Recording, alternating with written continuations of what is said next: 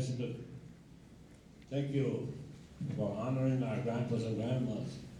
You know, when we honor our ancestors, our grandpas and our grandmothers, when the time we do something like this, you know, we call on them and we honor them. And we just honor them with these songs that were rendered. So when the time that we honor our ancestors, we are honoring ourselves. That is where our medicine is. And that is what carries us. That's what gives us that strength and fortitude as we struggle every day with the things that we have. We have to face each and every day. And here again, today, once again, we come together as relatives in a circle. When we come in a circle, we're all equal. There's nobody lower, there's nobody higher. In that way, our grandpas and grandmas, our ancestors, even the little children were equal. All right, thank you, Larry. Thanks, guys, for those two songs. Anytime we can start a conference with a prayer and songs off our drum that lifts your spirit, you can feel it in your heart while they're singing, and it's just another great day to be indigenous, living in your own land. You can't beat that, man, no matter what. And here at Red Lake, we're very fortunate to have these types of gatherings and things we do. You know, made possible by our tribal council, our program people, all the people that put their time and effort into it. You can't thank them enough. And I really appreciate the staff at Chemical Health Program for putting this together. Always a good success, good turnout. But right now, we'd like to bring up the chairman of the Red Lake Nation, Mr. Floyd Buck-Jourdain.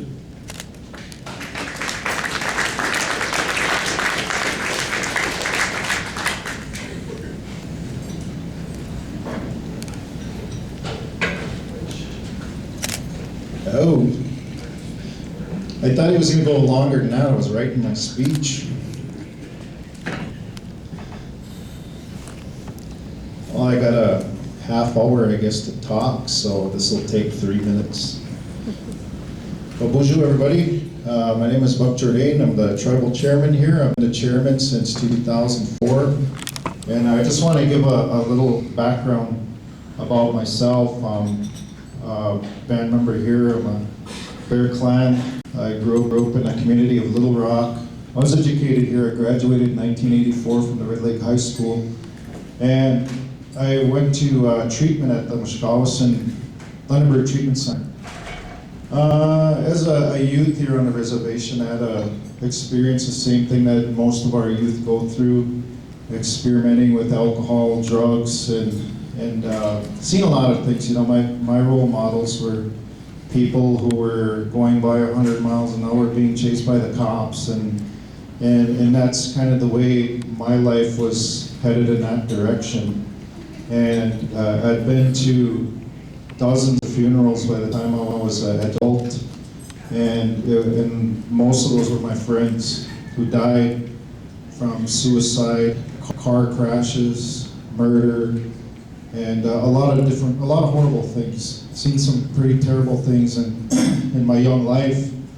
And in 1983, it got so bad for me that, you know, it was almost a sense of hopelessness.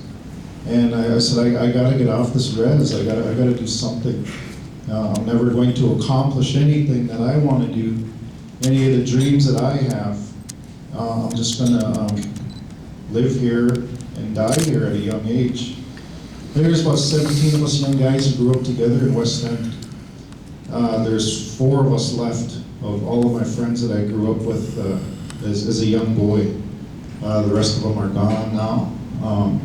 And just most of them all went to prison, either St. Cloud, Sandstone, Leavenworth, Terre Haute, Indiana, you name it. You know, they've been through everything. So my life is not uncommon than anyone else on the res.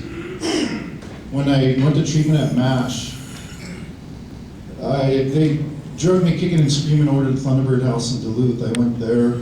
I went a year and a half over at the University of Minnesota Duluth, where I studied communications. I was always wanted to be a radio broadcaster, and do sports announcing and all that kind of stuff. But I started to learn about being taken away. There's people addicted to painkillers. And for some reason, as hard as we work, it seems like a lot of times, we're effective in some areas, but we just, there's always going to be work there. So I remember going to a culture camp up in the Ceded Lands. First year we had like 75 kids. Tom remembers this week. We had, we call it our Ojibwe summer school. We'd take the kids up there and the elders would come and we'd sit in the lodges and teach language and those kind of things. The second year we had to bring in a nurse just to distribute medications. And we said, well, how on earth are so many of these kids on Ritalin? What's going on here? They can't even do their activities until we give them their pill. So what we did, by doing some follow-up, we found out that a huge percentage of these kids were actually being referred to the administration or counselors at schools, by teachers, by social workers. They were going to mental health, and a lot of them